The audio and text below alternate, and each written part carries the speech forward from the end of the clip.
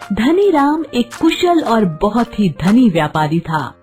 उसने अपने धन से गरीबों की बहुत मदद की थी, अनाथ आश्रम एवं धर्मशाला आदि बनवाए और अपने दानी स्वभाव के कारण धनीराम का पूरे नगर में बहुत सम्मान था।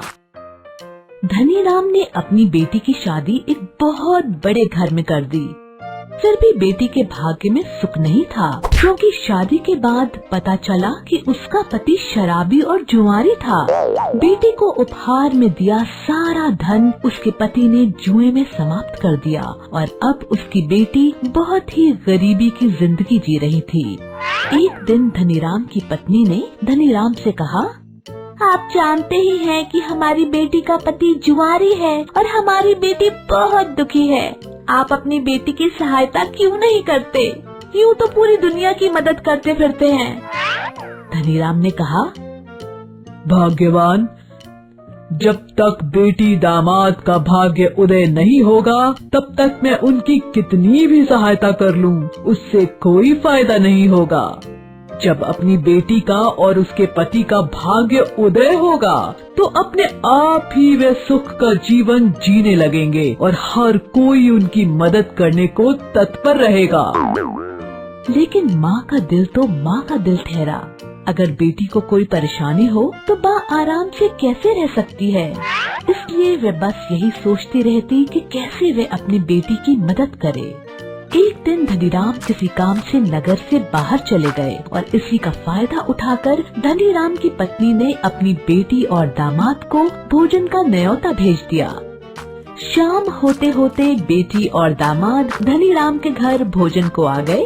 सासू माँ ने उनका बहुत आदर सत्कार किया, उन्हें बहुत ही स्वादिष्ट भोजन करवाया और बड़े ही प्रेम के साथ विदा किया तथा जाते जाते एक टोकरी भरकर मोतीचूर के लड्डू भी भेंट स्वरूप अपने दामाद को दे दिया। धनीराम की पत्नी ने उस लड्डू के बीच में सोने के सिक्के छिपा कर रख दिए थे, जिससे बेटी की मदद भी हो जाएगी और दामाद जी को इसका पता भी नहीं चलेगा। बेटी और दामाद जी विदा लेकर चल देते हैं। रास्ते में दामाद अपनी पत्नी को सुनाकर कहता है, कहने को तो तुम्हारे पिता इस नगर के धनवान व्यापारी हैं और विदाई में क्या दिया? केवल मोतीचूर के लड्डू। कौन इतना वजन उठाएगा? ले जाकर इन लड्डुओं को किसी मिठाई वाले को बेच देता हूँ, मेरा कुछ वजन तो कम हो ही जाएगा।